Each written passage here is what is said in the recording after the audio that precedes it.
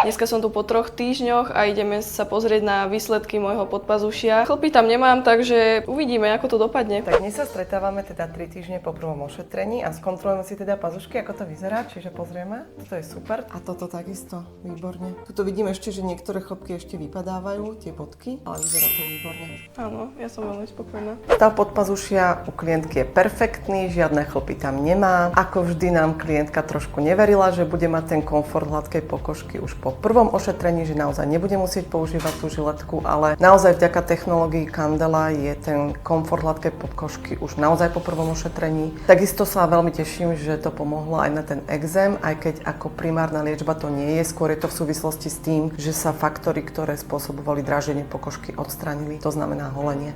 Chcem sa teda opýtať, či si použila žiletku v tomto období do tejto kontroly? Musím povedať, že som ju nepoužila, lebo som nemala prečo použiť, aj keď som tam mala teda tie bodky ešte po nevypadnutí tých chlpkov. Áno, vypadávajúce chlpky. Áno. Chytiť do ruky žiletku som sa pokúšala raz a to som si myslela, že treba, ale to boli len teda tie korienky, ktoré ešte nevypadli, čiže sa to ani oholiť nedalo, keďže to bolo pod kožou, ale že by som potrebovala alebo musela použiť tú žiletku, to sa nedá povedať, čiže som ju nepoužila ani raz. Po tom ošetrení, či si zaznamenala nejaké také reakcie ako štípanie alebo nejaký diskomfort? Diskomfort ani tak nie, ale keďže som mala ekzém predtým ešte v tom podpazuši, sa mi postupne začalo nejako obnovovať tá kožná bariéra a už to bolo lepšie o dosť, až mi úplne zmizol a žiadne štípanie ani nič podobného, ani začervenanie som nemala. U klientiek, ktoré majú nejaké komplikácie, napríklad ekzém alebo problémy so zapalovaním, zarastaním chlpkov, tak tieto nežiadúce prejavy takisto vymiznú. Čiže to je taký pozitívny vedľajší efekt laserovej epilácie. Chlpky tam momentálne nie sú žiadne, ale je veľmi dôležité prísť na to ďalšie ošetrenie, lebo tie chlpky, ktoré momentálne nerastú, neznamená, že sú natrvalo zničené. Natrvalo sme zničili len okolo 15 až 20% chlpkov, ktoré boli v aktívnej rastovej fáze, tzv.